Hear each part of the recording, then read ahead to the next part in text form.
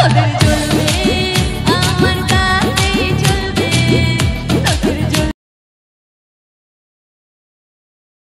Morning বন্ধুরা, সবাই কেমন আছো? আশা করি তোমরা সবাই খুব ভালো আছো। তোমাদের অনেক অনেক ভালোবাসা জানিয়ে আজকে আরও একটা নতুন ব্লগ শুরু করলাম।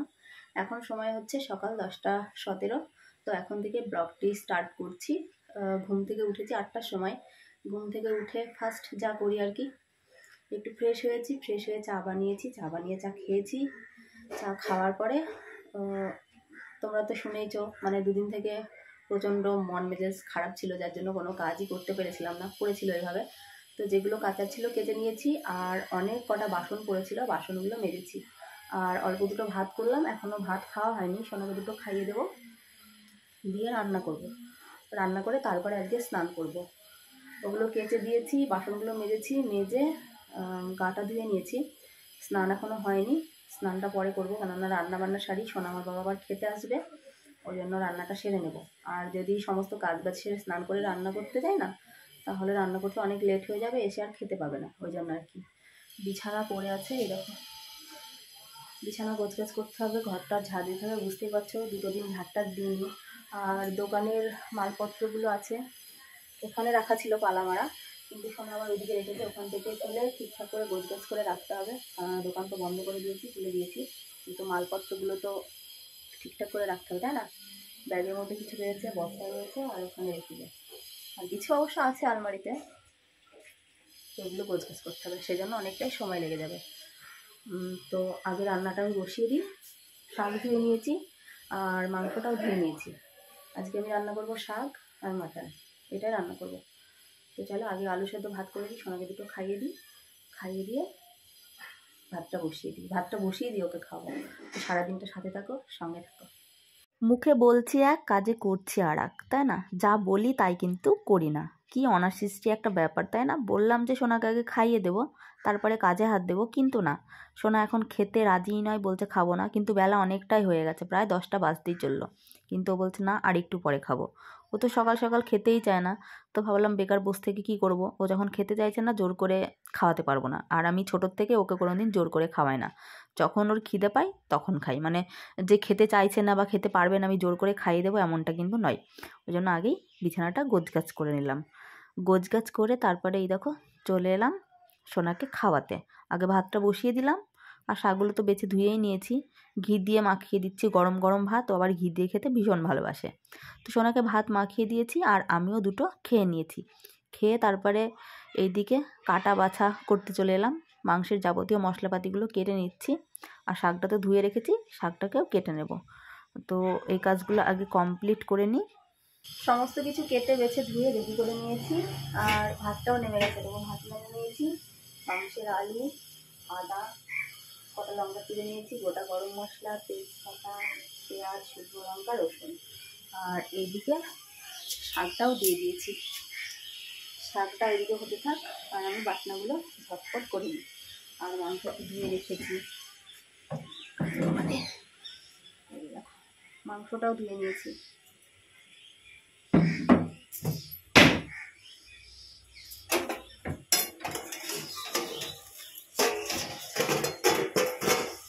শাকের ঝোল হচ্ছে, ঝোল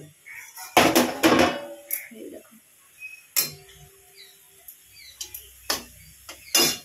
শাকটা করে থাক, বাটনা করে নিই। ভাত শাক নামিয়ে রেখেই মাংসের আলুগুলো ভাজতে দিয়ে দিয়েছি, আর এদিকে আমি মশলাটা করে নিয়েছি। তোমাদের একটা কথা আমি আজ বলতে চাই, এটা হচ্ছে স্বার্থের দুনিয়া, কেউ কারণ নয়, কিছুটা মায়া আর বাকিটা হচ্ছে অভিনয়। সোনামার বাবার জন্য আমি প্রত্যেক দিন না খেয়ে ওয়েট করে বসে থাকি, কিন্তু ও যখন খেতে আসে তখন আমাকে একটাবারও বলে না যে রূপা খেয়ে নাও তুমি, তাহলে এটা স্বার্থ না? তোমরাই বলো। কিন্তু আজকে আমি খেয়ে নিয়েছি, ওর জন্য আর ওয়েট করিনি, কেননা ভাতগুলো ঠান্ডা হয়ে গেলে আর ভালোই লাগতো না, সেই জন্য। মাংসের আলুগুলো ভেজে তুলে নিয়েছি, মশলাও হয়ে গেছে। এবারে এই দেখো পেঁয়াজগুলো ভেজে নিচ্ছি, পেঁয়াজগুলো ভেজে তারপরে মাংসটা ছাড়বো। মাংসে সব রকম মশলাপাতি দিয়ে দিয়েছি, এবারে মাংসটাকে ভালো করে কষিয়ে নেব, কষিয়ে প্রেসারে দিয়ে দেব। তো এইসবে রান্না কমপ্লিট হলো, এখন 1টা বাজে। এই দেখো মাংস আর এই হচ্ছে শাক, হাঁড়িতে ভাত রয়েছে। সোনার বাবাকে ফোন করলাম, বললো খেতে আসছি, ওকে খেতে দেবো, দিয়ে এগুলো তুলে রাখবো। আর সোনার আমি তখন খাবো না, একেবারে কাজটা ছেড়ে স্নান টান করে তারপরে খাবো। দেখো সব কি হয়ে আছে।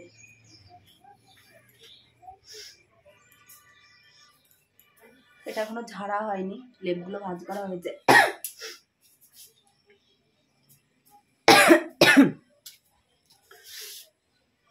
দোকানের জিনিসপত্র কিছু ওখানে রাখা হলো, আর কিছু আলমারিতে ঢুকিয়ে দিয়েছি। ঘরটা এবারে পরিষ্কার করব, পরিষ্কার করে ঝাড়টার দেবো, দিয়ে মুছবো। তো এখন আর কাজগুলো তোমাদের সাথে শেয়ার করব না, কাজগুলো কমপ্লিট করে নিয়ে স্নান করব, তারপরে দেখা হচ্ছে। কেমন সমস্ত কাজবাজ সেরে এইসবে স্নান করে উঠলাম, আর এখন 2:50 বেজেই গেছে। আর সোনার নাচের ক্লাস হচ্ছে 3টে, এখন আমাদের খাওয়া হয়নি। সোনাকে 2টো দেবো, আমি 2টো খাবো, খেয়ে উঠে নাচ করতে পারবে বলো? লেট হয়ে গেল, কি করব বলো? এতগুলো কাজ সারবো তো, আর কি বলো তো, আমার তো কাজ মানে ঝটপট করে হয়ে ওঠে না। মানে ঝটপট করে হলে মনে হয় যেন সব কিছুই পড়ে থাকলো, হলো না, কোনো কাজ অপূর্ণ থেকে গেল, এরকম মনে হয়।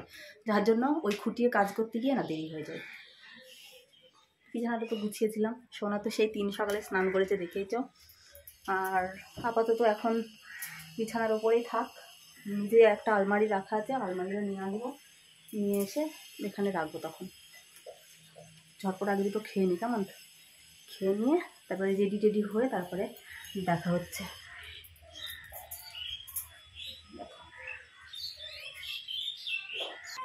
আজকে অনেক লেট হয়ে গেছে, 3:32 বেজে গেছে। হুটোপাটা করে বেরিয়ে এলাম, খেতে খেতে লেট হয়ে গেল। খেলাম, খেয়ে জামা কাপড়গুলো তুলেছি আর থালা দুটো ধুয়েছি, এত লেট। এখন দেখা যাক, মনে হয় শুরু হয়ে গেছে। 2-10 মিনিট লেট হলেও হতো, 3:32 বেজে গেছে, এখনও যেতে যেতে 5 মিনিট লাগবে। তো চলো যাই, আবার বাড়ি ফিরে কথা হবে, কেমন?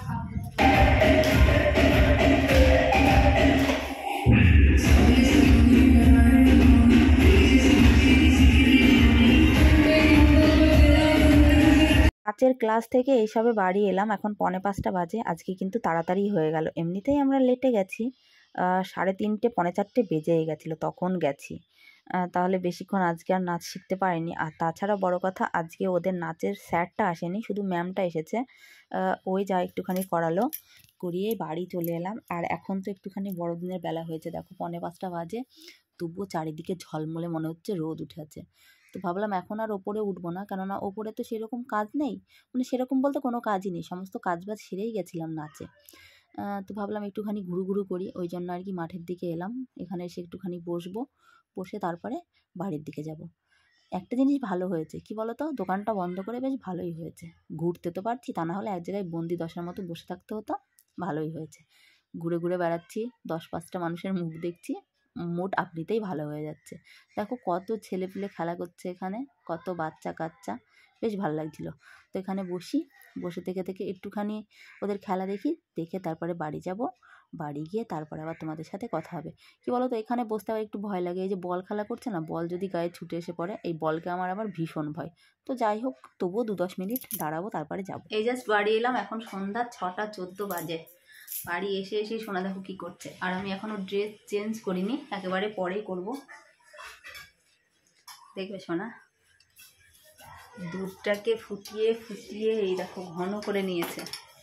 এই দেখো কি করবো তুমি সেটা দেখো, দিয়ে দেখো এটা মিশিয়ে নেবে,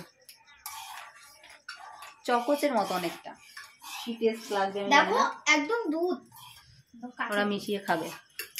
নাচের ক্লাসে গেছিলাম, দিয়ে দোকানে ঢুকে বলছে ওটা কিনবো 5 টাকা দিয়ে, মাত্র 5 টাকা দিয়ে ওটা নিল, বলছে আমি দুধের সঙ্গে মিশিয়ে খাবো। খেয়ে দেখুক, এর আগে একবার কিনেছিলাম বড়, ও খেতে পারেনি, দেখি আজকে কি করে। আর এটা নিয়েছি পপকর্ন ভাজতে হবে। আজকে রাতে রান্নাবান্না নেই, যা ভাত তরকারি আছে ওটাতেই হয়ে যাবে, ওই জন্য রান্নাবান্না করতে লাগবে না। আর কোনো কাজও নেই সেইভাবে। সোনাকে একটু পড়ানো বাকি আছে, ওকে একটু পড়তে বসাবো, আগে দুধটা খেয়ে নিক, তারপরে পড়াবো। 6:30 তো আসতেই চললো, 9টার সময় খাবো। আর সোনা আমার বাবার সাথে আমার দেখা হয়নি, ও কাজ থেকে এসে আবার স্নান টান করে চেঞ্জ করে আবার বাজারে চলে গেছে। আর আমি তো নাচের ক্লাস থেকে অনেকটা সময় আগে এসেছি, বাট আমি ওপরে এসেছিলাম না, সব কাজ করে রেখে গেছিলাম, এসে আবার কি করবো, ওই জন্য একটুখানি ঘুরু করলাম, দেখলেই তো। এখন এলাম, তো চলো আবার পরে দেখা হবে। ও খেয়ে নিক ওগুলো, তারপরে ওকে পড়িয়ে সন্ধ্যা নাই, আবার রাতে বেলা দেখা হচ্ছে। এখন রাত্রি 8:30 বাজে, আর সোনা শুনছেই না। ওই যে পপকর্নগুলো এনেছি, ওকে ভেজে দিতেই হবে, বলছে মা ভেজে দাও ভেজে দাও, সেই কখন থেকে লেগে রয়েছে, আগে ভাজতেই হবে। তো ওই জন্য ভাবলাম না, ট্রাই করে দেখাই যাক কেমন হয়। তো ওই জন্য প্রেশারের মধ্যে দিয়ে দিয়েছি। আর আমি তো ভেবেছিলাম ওটা তেল, পরে ভাবলাম যে না, ওটা বাটার। তো ভাবছিলাম যে খই হয়তো হবে না, কিন্তু না, কত সুন্দর হয়েছে। আরেকটু হতো, আসলে কি বলতো, প্রথমবার করলাম তো, দ্বিতীয়বার আনলে বেশ ভালো হতো। কিন্তু একটা জিনিস কি বলতো, 10 টাকার কিনলে কিন্তু অনেকগুলো হয়। 10 টাকার কিনে আনলাম, সে বললো অনেকগুলো হবে, কিন্তু এই কটা হলো কেন কি জানি, বুঝতে পারছি না। এই দেখো, পপকর্ন ভাজা তৈরি। এই দেখো কি দারুণ লাগছে, খেতে কত টেস্টি হবে। দেখো পপকর্ন 10 টাকার কিনে এনেছিলাম, মানে 10 টাকার কিনলে মানে এর থেকে বেশি হতো। বাটার টাটার দেওয়া আছে, ওই জন্য বেশি ভালো লাগবে। তোমাকে বললাম হয়নি এরকম। আর একটু হতো, ফার্স্ট টাইম করেছি তো, এই দিন আনবো, আমি করবো।